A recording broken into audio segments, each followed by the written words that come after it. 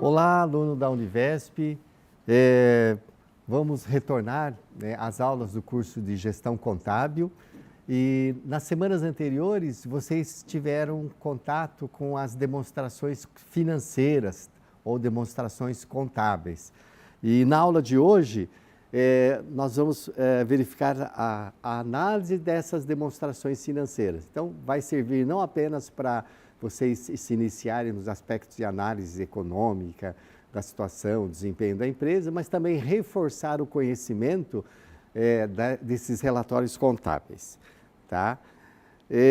Antes de entrar direto, nós vamos analisar aqui as demonstrações contábeis de duas empresas globais, uma brasileira e a outra americana, a Petrobras e a Apple. E antes disso, vamos retomar rapidamente o caso visto nas aulas anteriores da CIA Companhia Inicial. Então, vocês verificaram, o quadro clínico de análise de balanço, que já é conhecido. Então, ele é formado por grupo de indicadores. Então, nós temos aí grupos de indicadores de liquidez, aqui tem a fórmula, e aí nós já calculamos para vocês, os indicadores. E como que nós fazemos essa análise? Então, no caso aqui, a liquidez corrente. A fórmula é ativo circulante dividido passivo circulante, que vocês já leram, nos materiais básicos, o ano 1 estava 1,92, no ano 2, 2,17. E qual que é o referencial? Esse índice diz o seguinte: se for maior ou igual a 1, significa que a situação financeira está boa. Ou seja, no ano 1, a empresa tinha R$ 1,92 para cada R$ 1 de dívida no curto prazo. Aí o que aconteceu no ano seguinte? Melhorou, subiu, E qual que é o referencial de mercado que nós estabelecemos? Era 2. Então, ou seja, a empresa está boa. Tá? E aí nós avaliamos também os outros indicadores, a liquidez seca. Na verdade, é um reforço para a análise da liquidez corrente, só que aqui nós excluímos os estoques. É uma forma mais conservadora. O analista pode refletir: mas será que esses estoques são vendíveis, vendáveis? Ou será que vai ter, o mercado vai procurar? E aí você vê que a tendência aqui também é boa. Então, ele é um pouquinho menor, mas está próximo, superior ao mercado. A liquidez imediata, a gente tem que analisar também de forma complementar ao índice de liquidez corrente. Então, o disponível é só dinheiro. Então, nós temos 8 centavos no ano 1 e 34 centavos para cada R$ 1 de dívida. A média do mercado está em torno de 40, então, ou seja, está regular. Não significa que tem problemas, mas está regular. E o outro indicador, ele considera não só os curto prazo, ativo circulante, realizável a longo prazo, mas também as dívidas de curto prazo e longo prazo. Então, no nosso caso aqui, 0,59 no primeiro ano, 0,67 no segundo, o mercado tá bom, está 0,60, então, ou seja, está boa. Então, qual é a conclusão que nós podemos tirar nesse grupo? Tá bom, está razoável. Tá? E vocês, acho que vão percebendo com o tempo, que essas análises, eles são também, apesar de ter cálculos, modelos, formulações, ele usa bastante também do feeling, da experiência do analista. Tá? O grupo de rentabilidade, então, lucro sobre vendas aqui 12%, olha aqui a média é 10%. O giro do ativo 0,31 vezes significa o quê? Que a empresa vendeu naquele ano 0,31 vezes. Ou seja, não girou nenhuma vez o seu ativo. Então, provavelmente deve ser uma indústria, ou que tenha ativos altos. A média é 0,50. E se você multiplicar a margem vezes o giro, então 12 vezes 0,31, você chega em 3,7. Então, na verdade, para você analisar, você vai direto nessa taxa de retorno do ativo, Return on Assets, que a fórmula é lucro líquido sobre o ativo, ou multiplicar a margem vezes o giro. Então, 3,7. E qual é a média no mercado? 5, ou seja, está um pouco abaixo. O do acionista, que é só o lucro líquido sobre o patrimônio líquido, que é o capital dele, dá 10, o mercado está 12. Então, como que está a rentabilidade? tá bom, regular, né? Bom menos, bom, ou seja, tá boa também. Tá? Então, hoje, uma empresa que tem uma taxa de retorno, né, positiva, já está bom. E no caso aqui, nós temos aqui 3,7, está razoável, está bom. Né? Não chega a ser uma grande aplicação financeira, mas a empresa está sobrevivendo. Tá? No aspecto de endividamento, então, o capital de terceiro aqui nós temos 0,66, 0,65, a média 0,50. O capital próprio é o contrário, né? 100% menos o capital de terceiro, é o inverso, também está próximo ao mercado.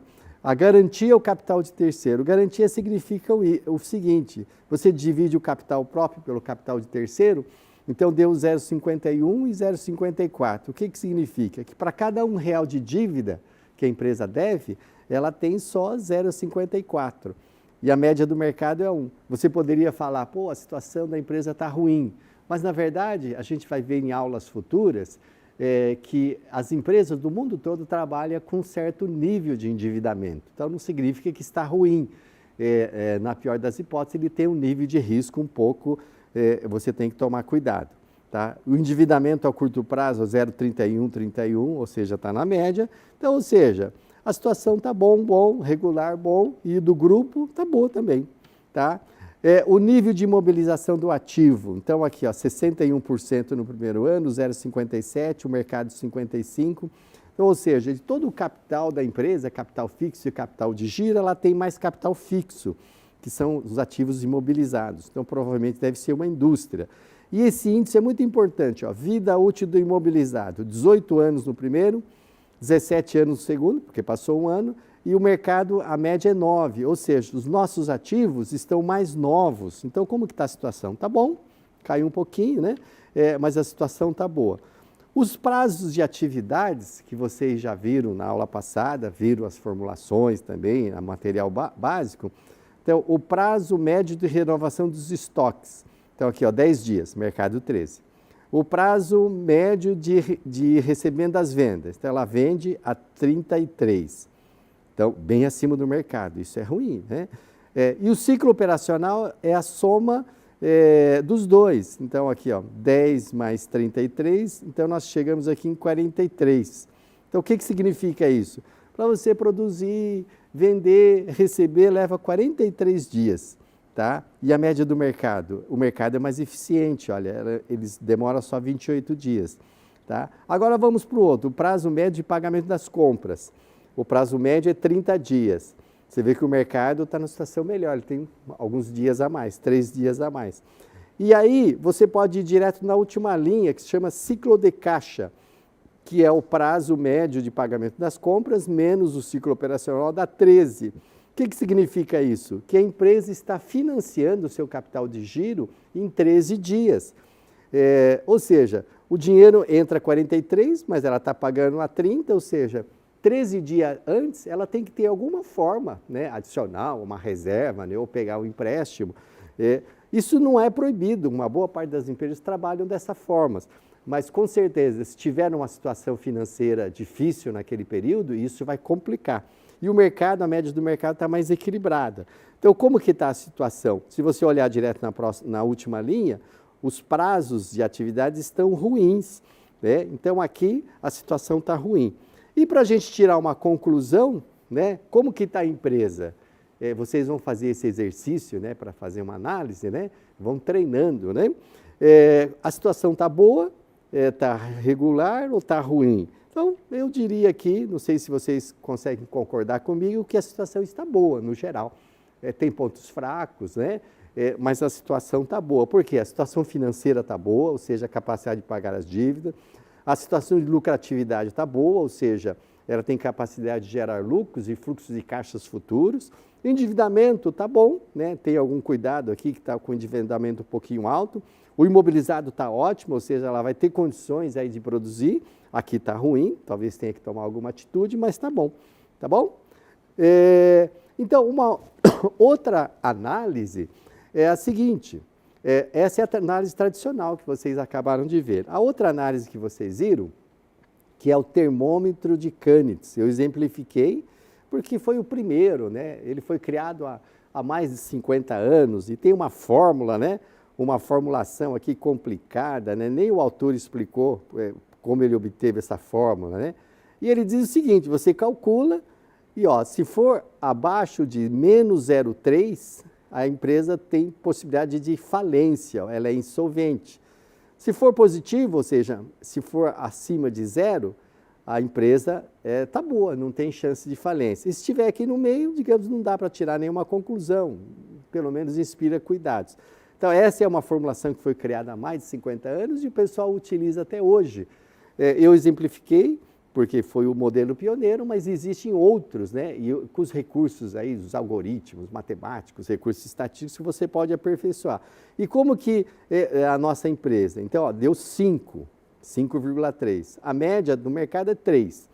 Tá? Então, como que está a situação? Está solvente. Então, essa é uma outra forma de analisar a empresa, uma análise fundamentalista, só que não precisa ficar analisando aquele monte de indicadores, né? Você faz uma conta só, não entende o que está aqui por detrás, né? Mas numa análise só você analisa e conclui como que está a empresa. Né? A situação está muito boa, né? Aqui. E bateu com a análise. Então, os dois modelos, esse aqui que é mais matemático, né?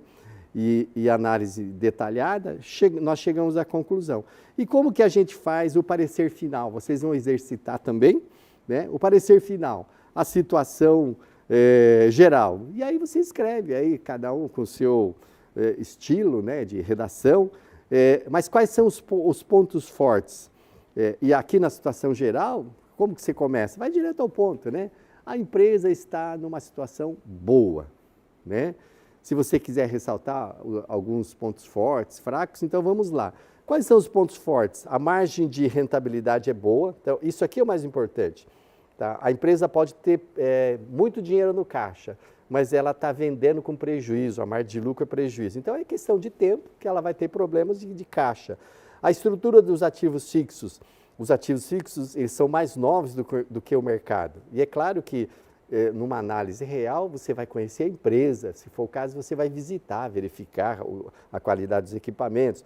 O endividamento está sob controle, está um pouquinho mais alto do que o mercado, mas está sob controle. E eu lembrei também que, em aulas futuras, vocês vão avaliar uma das vantagens de se trabalhar com endividamento. E a capacidade de pagar dívidas é boa, e o ciclo de caixa está ruim. Então, esse seria um ponto fraco, né? E não um ponto forte aqui. E recomendações. Melhorar o ciclo de caixa. Lembra que nós falamos que vocês estavam financiando com 13 dias deficitário, desfavorável, né? Então, talvez tivesse que trabalhar um pouquinho lá, vão melhorar, reduzir o prazo de estocagem, aumentar o prazo de compras, reduzir o prazo das vendas. E é claro que não é você que vai tomar essa decisão diretamente. Numa empresa, você reúne todos os gestores e vamos lá, olha, nós temos que baixar esse 13 dias negativo. O que nós vamos fazer? Gerente de estocagem, dá para baixar? Ah, dá para baixar um pouquinho. Gerente de vendas, dá para baixar? Ah, dá para reduzir o prazo um pouquinho. Gerente de compras, dá para aumentar esse prazo? Olha, não dá, é muito difícil, aí vai cobrar juros. Então, aí você vai conversando e acha o melhor para a empresa dentro do objetivo geral, tá bom? Então, é assim que a gente começa a fazer análise das demonstrações financeiras, né? E isso é um input para a gestão empresarial, tá? Então, atividade prática, agora vamos entrar nas duas empresas globais, né? A Petro e a Apple. E, obviamente, nós fizemos alguns ajustes aqui para fins acadêmicos, para simplificar o entendimento, para vocês entenderem realmente a essência do objetivo aqui. E antes de começar o processo de análise dos balanços, segue algumas reflexões. Então, por exemplo, qual o produto dessas duas empresas? Vocês já visualizaram, né? Petrobras, deve ser diesel, o principal, a Apple, eu não sei se é o iPhone, o iPad, eu acho que é o iPhone, né? Quem tem mais dinheiro em caixa? Você vê que são perguntas aparentemente simples, né? Eu estou falando isso porque vai cair nos quizzes, né? Nas provas, né? Então, não é uma pergunta tão simples assim, porque você vai pensar assim, dinheiro. Dinheiro é um bem, um direito? É uma obrigação? É uma receita ou uma despesa? Ah, dinheiro é um bem. Está ali, é um bem, né? Tá bom. E bem, o que que é? Está no balanço patrimonial ou está na DRE? Ah, está no balanço patrimonial no grupo do ativo. Aí você vai nas demonstrações e verifica quem tem mais dinheiro. Então, na verdade, é esse o exercício que eu gostaria que vocês refletissem, que a maioria ainda não tem uma experiência profunda nas análises das demonstrações contábeis. Então, vocês vão analisando, vão reforçando o poder de análise, né, a capacidade gerencial e, ao mesmo tempo, aprofundando o conhecimento nas demonstrações contábeis. Qual das duas tem mais estoques? Né? É curioso, talvez a Petrobras. Quem tem maior valor de ativo fixo? Aí eu aposto que é a Petrobras. Né? A Apple, acho que tem mais gente, serviços, né? Quem é a empresa mais endividada? Boa pergunta. Então, nós vamos olhar, endividamento é lá no passivo, lá no balanço. Qual delas tem o maior patrimônio líquido? Patrimônio líquido vocês aprenderam, né? Ativo menos passivo é igual ao patrimônio líquido. Então, é o quanto, teoricamente, vale a empresa líquido. Então, você tem 1 milhão, mas deve 500, então, na verdade, só tem um líquido de 500. Tá? Quem tem o maior faturamento? Boa pergunta, né? Quem investe mais em pesquisa e desenvolvimento? Olha, é bem provável que seja a empresa americana. Qual das duas tem o maior lucro? Então, é isso que vocês vão avaliar. Quem vale mais na bolsa, etc. É isso que vocês vão respondendo, tá? Então, vocês já fizeram de antemão esse exercício e eu vou apresentar os resultados para vocês. Aqui nós temos o balanço patrimonial das duas, né? Eu coloquei aqui uma coluna para Petro e a outra para Apple. Então, olha só, olha quanto dinheiro tem aqui a demonstração de resultado, né? Vamos seguir a sequência. Aqui algumas informações que vocês vão lendo, aqui a quantidade de ações, para que será que serve isso, né? Na aula de hoje, algumas reflexões, mas nós vamos utilizar isso e nas aulas futuras vocês já vão pensando, né? Qual a cotação? Aqui está em dólar, né? Qual o valor de mercado? Então, olha só, a Petrobras valia nessa época aqui 214 bilhões de dólares. Incoerente, você vê o total do ativo 262, então ela vale menos do que o total do ativo. Vocês vão entender o porquê. E a Apple, quase 1 trilhão de dólares. Então vamos lá, tá bom? Então dinheiro disponível, a Apple tem mais. Contas a receber, a Apple tem mais. Estoque a Petrobras realmente tem mais, né? As refinarias, né? Realizável a longo prazo, a Petrobras tem mais. Investimentos, esses investimentos, olha o montante da Apple, né? 170. Aqui esses investimentos são ações de outras companhias, né? Você compra ações, então olha a Apple. A Apple tem mais investimentos em ações do que dinheiro em caixa ou estoques. Ela aparentemente parece um banco, né? Olha a quantidade de dinheiro aqui, tá? O imobilizado, obviamente, a Petrobras realmente confirmou, é maior. O intangível são marcas, patentes, né? No caso, a Apple tem mais, até questões de pesquisa. Fornecedores, a Apple tem mais dívidas com seus fornecedores. Financiamento, de curto prazo a Apple ganha, né? Mas as dívidas de longo prazo, a Petrobras ganha disparado, né? Isso aqui em dólar, então nessa época aqui ela era considerada a empresa mais endividada do mundo, né? O capital social, então olha o capital social da Apple, era muito maior, e o patrimônio líquido é composto pelo capital mais os lucros acumulados da vida toda da empresa, né? Então você vê que a Apple tem mais. O que faz com esse lucro? Ou você deixa aí para incorporar o capital futuramente ou distribui como dividendos. Tá? Então aqui a Apple tem um patrimônio líquido maior. E na demonstração de resultado, né? As receitas, então, olha o faturamento da Apple, absurdo, né? O custo, a depreciação que vem aqui dos imobilizados, né? Despesas com vendas, a Apple tem maior, despesas com pesquisa e desenvolvimento, ó, bateu, né?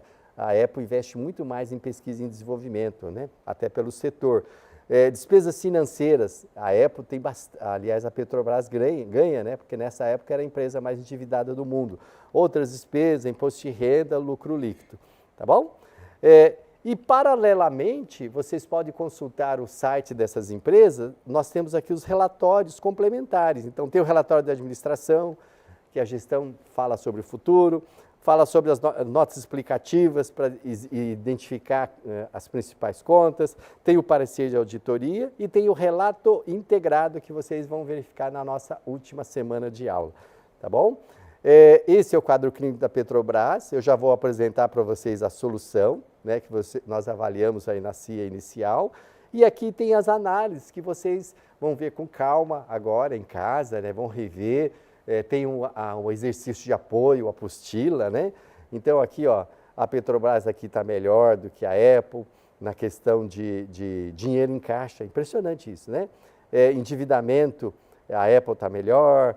Endividamento aqui, rentabilidade, endividamento, imobilizado a Apple aqui, a Petrobras se destaca. E o fluxo de caixa, o ciclo de caixa, aliás, né? A Petrobras é ruim, olha, a Petrobras está com 10 dias negativo, ou seja, ela está pagando 10 dias antes de receber o dinheiro na média. E a Petrobras tem uma folga enorme, ela tem 46 dias favoráveis. Por isso que eu falei, ela mais parece um banco, né? Ela tem dinheiro sobrando. Né? E a conclusão, vocês podem refazer isso em casa, né? Peguem as planilhas, vocês vão aprender muito mais do que eu falando aqui. Né? E para encerrar, responda. Como nós fizemos essas análises, né? Inclusive o índice de Canitz, né? Lembra aqui, ó, que for acima de 0, a empresa não vai à falência. A Petrobras é 3 e a Apple um pouquinho melhor. Então, ambas não têm condições de falência. Então, a situação, digamos assim, está boa, razoável. Né? E a pergunta aqui, você tem ideia de como surgiram os modelos estruturais de balanço? Exemplo aqui, o termômetro de Canitz, que a gente comentou no início da aula, né? Aquela formulação. Também tem redes neurais, logaritmos, algoritmos, né? É possível construir um modelo para prever o futuro? Imagine, eu consigo fazer uma formulação e prever o futuro? Você já deve estar respondendo, a geração jovem aí, né? São mais adeptas aí a recursos de informática, matemáticos, né? É isso que nós vamos verificar na próxima aula. Então, vocês, se puderem, leiam o artigo indicado aí nos materiais básicos. E mais do que isso, será que você pode construir um modelo semelhante? Então, é isso o que a gente vai verificar na próxima aula. Então, até a próxima. Muito obrigado.